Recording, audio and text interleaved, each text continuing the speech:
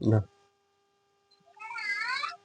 আগের ভিডিও দেখিয়েছি আমের প্রজাতি দেখিয়েছি, তোমার সবেদা দিয়ে দেখিয়েছি, তারপর লিচু দেখিয়েছি, মুসুম্বি দেখছি, লেবুর প্রজাতি দেখিয়েছি, জাম দেখিয়েছি, অনেক রকম ভ্যারাইটি দেখিয়েছি। এবার দেখাবো তোমাদের লেবু, লেবুর প্রজাতি।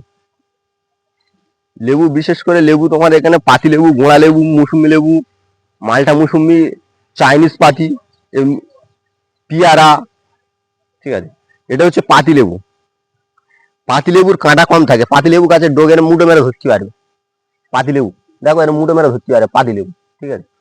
এটা যেটাকে মুঠো মেরে ধরতে পারবে ওটাকে পাতি লেবু হয়। কিন্তু কাগজি পাতি বা ম্যাড্রাস পাতি তুমি মুঠো মেরে ধরতে পারবে না।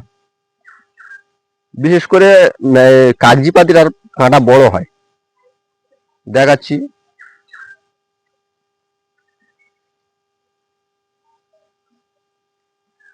কাগজি পাতি খুঁজে পাওয়া যাচ্ছে না এই সময়, তবে ওটা দেখাই পরে। আর একটা আছে মুসুম্বি লেবু আছে,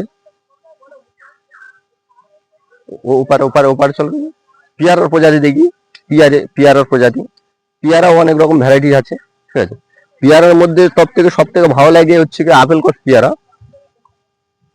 সব রকম অল্প অল্প তোমাদের সুবিধার জন্য রাখা হয়েছে। বাগানটার জায়গা শর্ট, যার জন্য অল্প অল্প কিছু রাখা হয়েছে। আর অন্যান্য জায়গায় আরো আছে, বাগান আছে, সেখানেও মাল মানে বাগান আছে। ওপারে কুল আছে, কুলের প্রজাতিটা বাড়েনি এবছর, জলের অভাবে বিশাল মুশকিল বা গরম পড়েছিল, তার জন্য কুলটা বাড়েনি।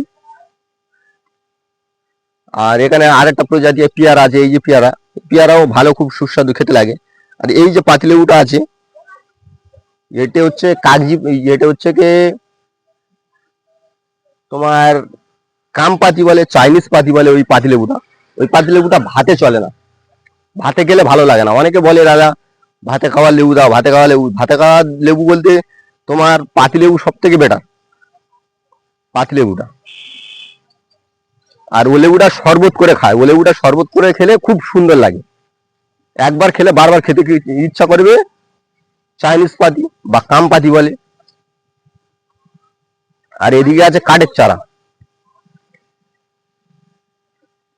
কাঠের চারা আছে। ফুলের ভ্যারাইটিস অল্প কিছু রাখা হয়েছে, ফুল আসে শীতকালে বেশিরভাগ। আর এখানে আছে মালটা মুসুম্বি, এইটুকু এক হাত করে গাছে মুসুম্বি লেবু ভরে আছে, দেখো। এটা হচ্ছে মালটা মুসুম্বি।